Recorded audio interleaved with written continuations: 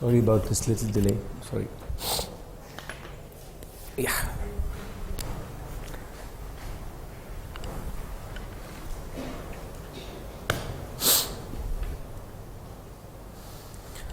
Okay. So I guess we had last 2 weeks with Mr. Nandagopal, right? Okay. Okay, we'll begin. Sorry. We'll begin.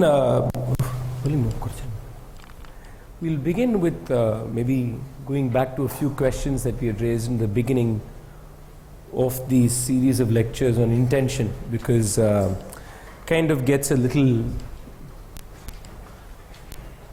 shall we say, differently angled when we come to dance. Especially we're going to discuss Bharatanatyam. So just to go back to that first lecture, we discussed different art forms and the different intentions of art forms. And I remember discussing about what could be called political music, jazz, classical within quotes, cinema, and looking at how each of them, in their intention of interacting with the human beings, have different roles to play. The only danger in that whole formation, which I myself will present now, is that it's very easy to create a hierarchy for those intentions. You can very easily believe that the more esoteric as a higher intention, or is in the hierarchy of human experience above, say for example political music. You know, now should Bob Dylan, for example, get the literature prize? Classic case of something that could be taken to the same kind of a discourse, right? Is popular writing literature, or is literature something that's more profound with a deeper sense of language and experience? So it is a very, very dangerous kind of situation.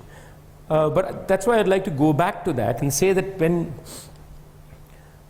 when I was discussing different intentions, there are two things I want to place before you before we correctly get straight to Bharatanatyam, is that when we talk about art forms that could be purely abstractive in nature, for example, Carnatic music or jazz or Western classical music, where I believe that no direct literal political or social intentions is embedded in the artistic intention, though the art form is of course part of a political social structure, therefore the complexities are built in. That experience, whatever that is not being placed at a higher level than, say, me listening to political music and being deeply moved by a political discourse.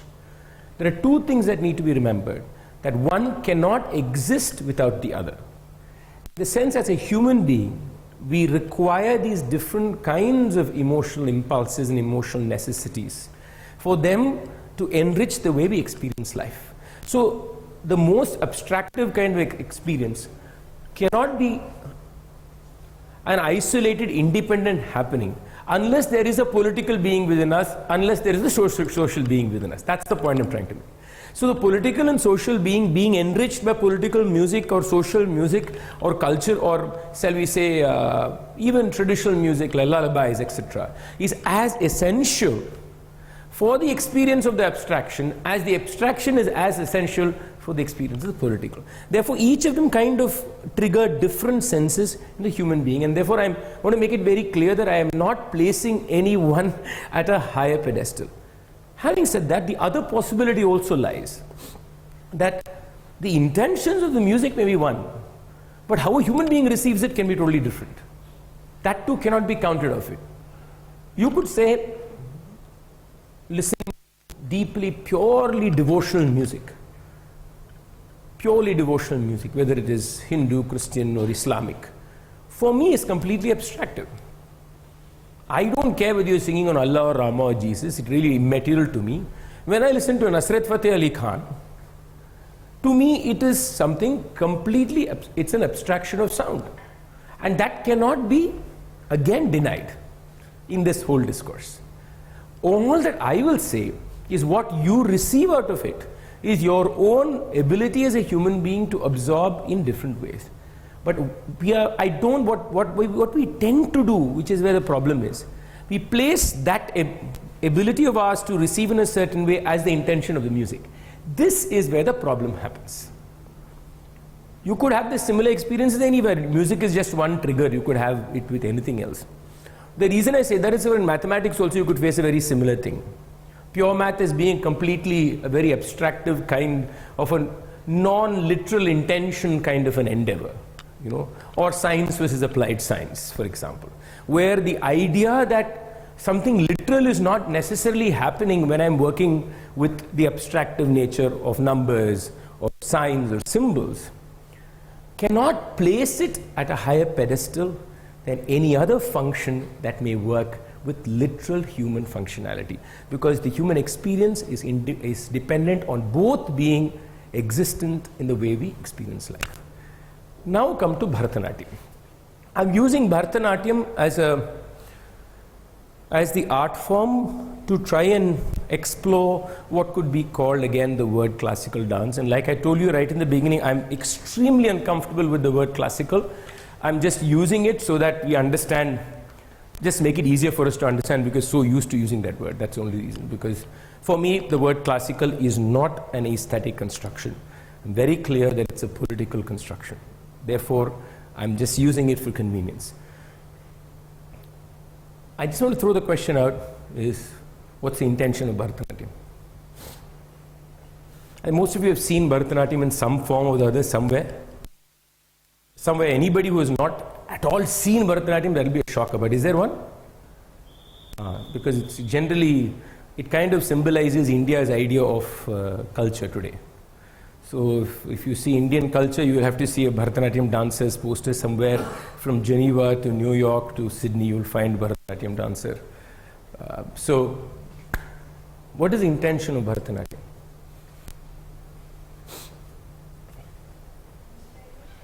Entertainment. Well, entertainment is just a term that is a term of pleasure, of pleasing. But I think these art forms have slightly more things to do. Storytelling, good beginning. Anything else? Fitness. Sorry? Fitness. Wow. Wow, you just gave me a shock. I would have never thought that intention of Bharatanatyam with fitness. It provides fitness? Yeah. One kind of fitness, yes. Yes. It could be a form of communication or to invoke emotion. To invoke emotion, a form of communication to invoke. A story separately. It could be like either it could be to communicate either a message or a story, for instance, or invoke emotion. You're saying either nor. You're not saying all together. It could be together as well. Okay. Anything else? Express beauty. Express beauty. Okay. Is there any art form that is not there to express beauty? And beauty not as something being beautiful, but as beauty. That would be doubtful. Anything else? Just imagine one piece or something that you can... Imagine a Bharatanatyam dancer. That's pretty easy to do. Try to see what is it all about. Okay, it is storytelling. Yes, it is storytelling. Yeah, so there is storytelling, there is sign and symbolism, and there is beauty. Yes. Can we just, I'm just looking for some, emotion, of course. That again is a certain universality that is there in all art forms, right? That the question is, what is the process through which emotion is being triggered? I think that's what we're trying to figure out here. So is there something else? Can we just step back, maybe step in deeper a little bit? All this is completely agreed upon. I don't think there's a disagreement here. Something more. Okay, what is a fundamental thing that any dance form, for example, uses? Sorry? Okay, one. Body is used, yes. Rhythm, but can we move a little? Yeah, grace, come on. Huh? Okay. It's a correlated simulation of oral and visual. The music and the dance.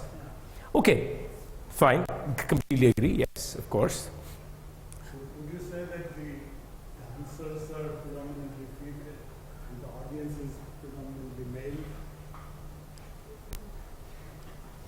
I don't know, this is now becoming a social discourse directly before even I got there.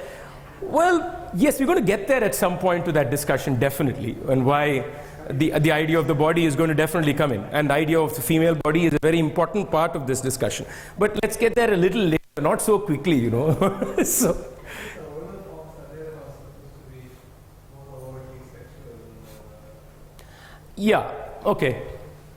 But okay, you did visual art, right? Last 2 weeks. So what is visual art using?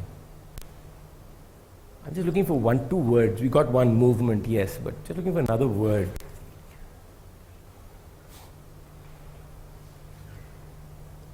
What is visual art using, fundamentally? That's an interesting question. So what is the fundamental aspect of the elements that make the experience diagram of life that visual art uses? Yeah, there's another word. Spatial. Visual art uses space. And dance is also a function of space and movement. So visual art is about the experience of visual. If it's a canvas, let's take a canvas. In fact, that's the most interesting part of artistic experience. The most incredible part is how we create space. So canvas, we have created space, right? We have created a visual space, and we create movement in that space. The thing about a canvas or a statue is that it's moving. And because it's moving is why it is alive. So the human mind is automatically able to abstract space. Okay? And in that space, it can abstract directional movement also. Which is why in a sari, for example, if you see how I'll draw it. I'll draw the design like this. Can you tell me why I think the design is moving from left to right? You all will show this. If you have a sari and you have a line going like that, line is not going anywhere. It's just flat. That's what it is. But what did I tell you? I said the line is moving this way. Another classic case we'll always say is that that's the line something ran across. There is the whole idea of creating spatial definitions and creating movement within those definitions is an abstraction that we all do very naturally, and that's the most beautiful part of how the human artistic, you want to call it artistic, you can call it creativity, creates. And what Bharatanatyam does is exactly that, but it uses the body to do it, whereas spatial art uses, shall we say, paint, could be stone, could be everything. So for example, when you see a Rembrandt, or when you see any painting, painting is actually not stationary at all. A stationary painting will not touch you. The experience happens because first of all, the canvas becomes an entry for you into the space. So the border of the canvas actually disappears. When you see a painting, actually, why do they ask you to go back and see it? So what happens is when you go back and see, especially these huge murals, right? What happens is that this canvas becomes the defined space within which you enter the possibility of the painting. And the elements that are there in the painting are all elements of life, which will have direction, which will have movement. Of course, some theorists bring the whole idea of evolution and biology into this also. For example, the idea of growth, idea of movement are all also connected to the certain evolutionary functional ideas of the human dying, birth, and those kind of ideas. I won't even go there. It's very complex, but it's a very nice theory. But the point is, what does Bharatanatyam do? Simple. Let's take the Nataraja, which is both dance and sculpture, in our cultural being at least, right? The most incredible Nataraja is that he is in motion. Nataraja is not still. And the motion is both because you perceive the movement and also in the symbolic movement that you perceive through the Nataraja. which is of course a cultural happening. Now Bharatanatyam, or most dance forms, play with the same idea of space using the body. But the function is very different, and I use the same term to see how they deal with space. So when you experience dance, the same kind of collapsing happens, if you know that. The same kind of collapsing between the visual and the space and the distance. The depth, for example. You perceive depth, even in a painting. Right? So the same depth is there on a dance stage. And the depth is not because there is 30 square feet on the stage. The depth is because the dancer in the movement creates the depth for you. If the dancer, for example, just stays in one section of the stage, the other section will disappear for you. Right? So this whole idea of using space, body, and the movement is when the space also moves along with it, is the magic of any dance form. And Bharatanatyam fundamentally uses that. Within that, of course, emotions come in, stories come in, all these things come in. I'm just going to go to little, so before we go, the problem with many of these forms is trying to avoid, vocabulary, complicated vocabulary. So I'm going to try and avoid it as much as possible and try and discuss these things in what could be called most dangerously worded word contemporary sense.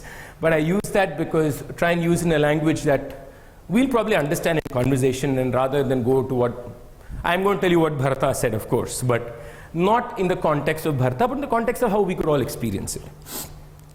So, of course, Bharata's Natya Shastra is the sanctum sanctorum of Indian classical dance, whatever dance it may be.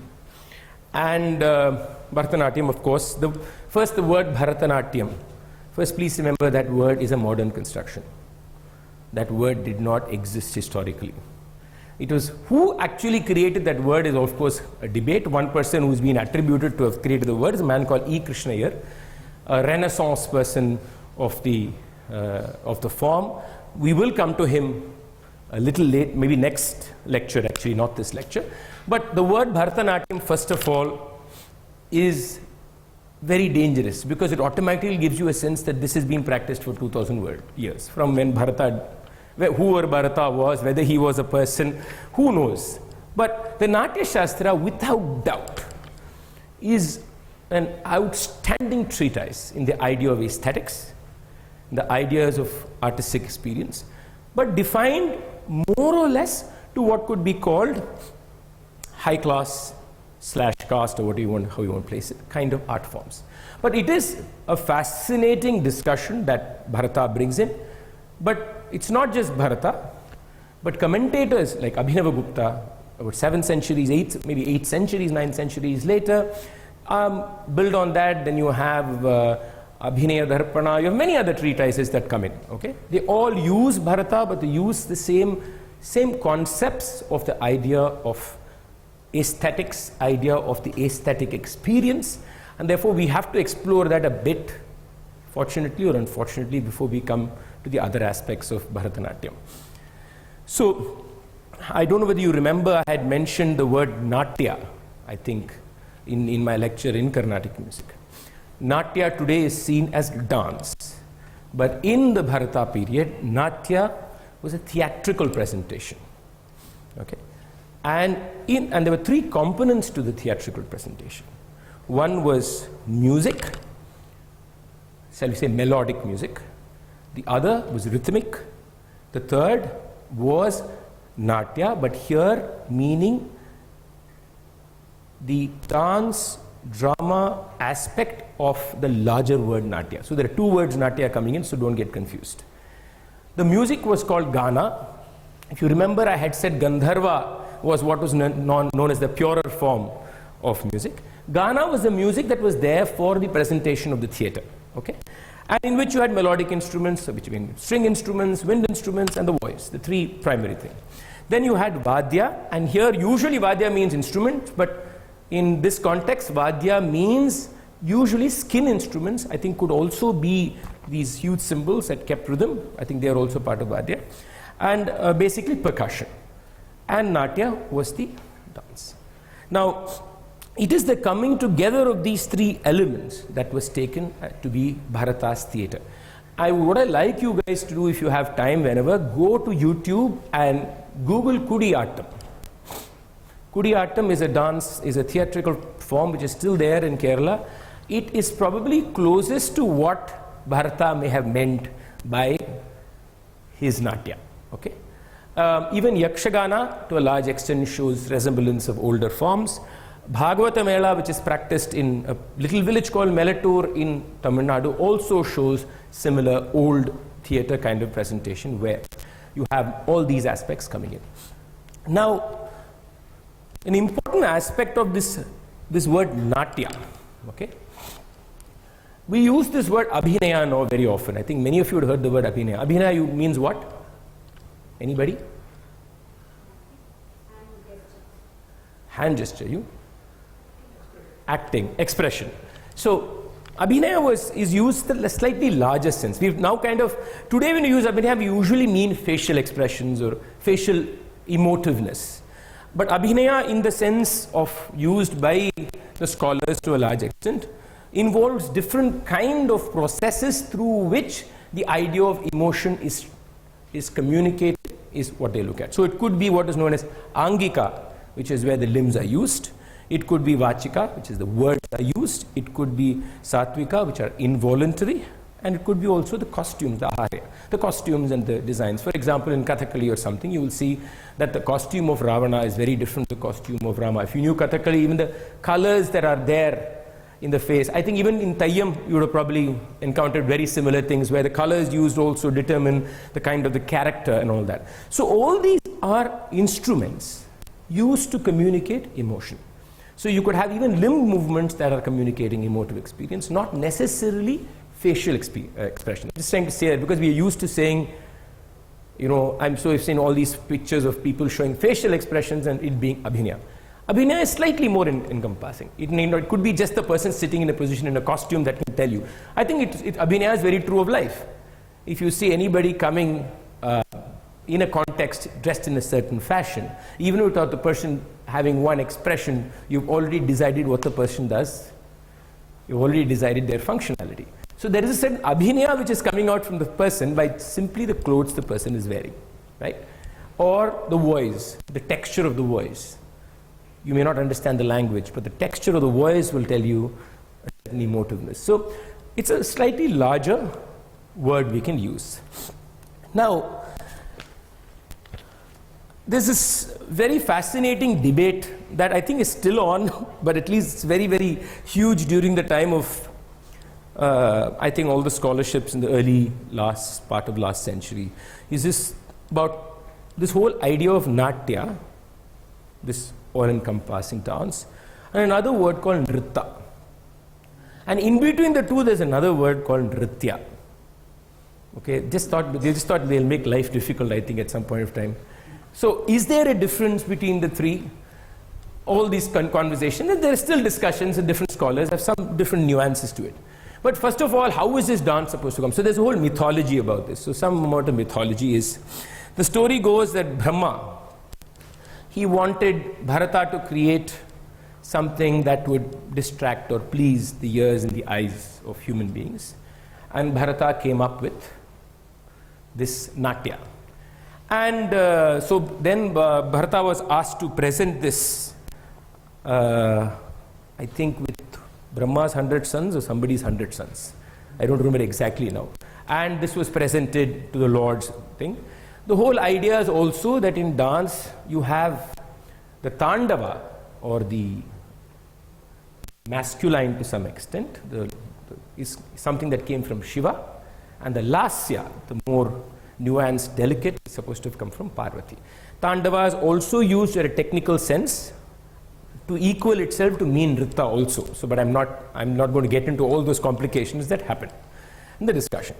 So this whole idea of what is Nritta, what is Natya, and what is this other word called Nritya. Okay, this is, I think, a bit relevant because it's an interesting nuance that is brought in. And it is very important to what is famously known as the Rasa theory, the idea of aesthetics in the Indian context. So, Nritta is taken as purely physical movements. I mean, even now you will find it in Bharatanatyam, purely physical movements, which are completely spatial in nature, which are not communicating any human emotive factor directly. Totally non-literal. I'm most open to an argument on this, but I'm just telling you how it is placed. So the idea that Nritta could be just movements of my hands and my limbs, positions, postures, turns, twists, different speeds, in which what I'm actually doing is moving space. Actually what you're doing is using movement to move space.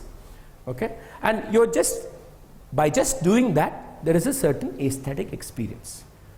That is considered Nritta. Now, Natya is where the dancer embodies a certain character. I'm saying dancer, I should say actor actually. Embodies a character, becomes the character, and say lives the character, and there is a certain complete character ownership, and that whole sense in the context of the story that is being told or the mythology that is being told is being communicated together to the receiver, the audience. So you could in a way put both in a kind of two ends of a spectrum if you want to. Nritta is being completely non-human emotive kind of an experience, whereas Natya being purely character. Yes. Very good question. So, do you think there is any experience that need not have a story? Is it possible?